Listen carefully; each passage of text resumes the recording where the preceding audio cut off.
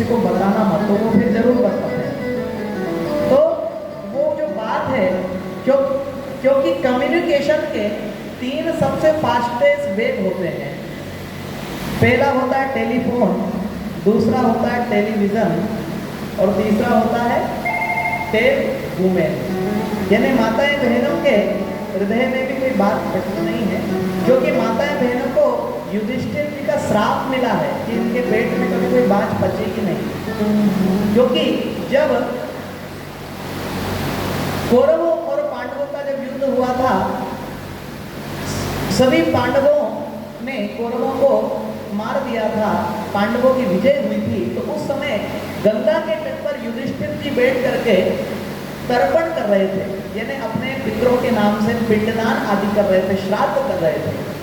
अब उस समय कुंती मैया युधिष्ठिर जी के पास गई और कान में बोली कि बेटा एक काम करना, एक जलांजलि तेरे भाई कर्ण के नाम से भी दे देना।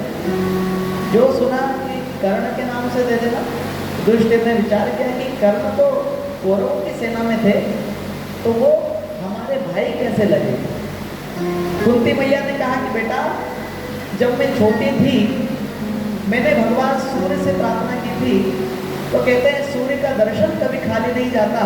सूर्य के दर्शन से कहते हैं बचपन में मुझे कर्ण पैदा हो गए थे और मैंने इन कर्ण को नदी में बहा दिया था।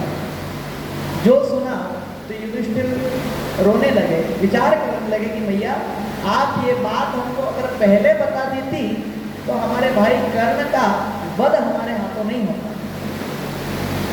आप अगर पहले बता देते।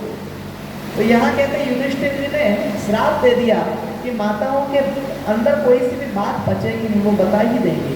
तो यहाँ वो बात जो है सत्राजित की जो पत्नी है, उन्होंने इस बात सबको बता दी। अब वो बात पहुँचते पहुँचते पहुँचते भगवान के कानों तक पहुँच गई। भगवान ने सोचा कि भैया हमने कोई लगता है भादो सुदी चौथ का चंद्रमा देख लिया है, तो ही हमको ये झूठा कलंक लगा है। क्योंकि अगर भादो सुदी चौथ का चंद्रमा अगर हम देखते हैं तो निश्चित रूप से 1 वर्ष के भीतर कलंक लग जाता है, झूठा कलंक जरूर लगता है। तो भगवान ने सोचा कि क्या मालूम हमने तो कहीं भादो सुदी का चंद्रमा नहीं देख लिया। ऐसा विचार करके भगवान निकल पड़े अपने सैनिकों के साथ जंगल में कि चलो भैया मणि ढूंढने चलते हैं। रथ तैयार किया, सैनिकों को लेकर के भगवान चले।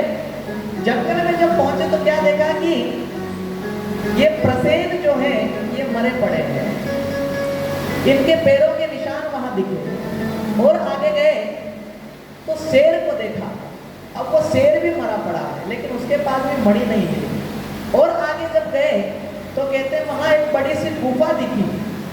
बड़ी सी जब गुफा उनको नजर आई तो कहते हैं भगवान उस गुफा में प्रवेश कर गए।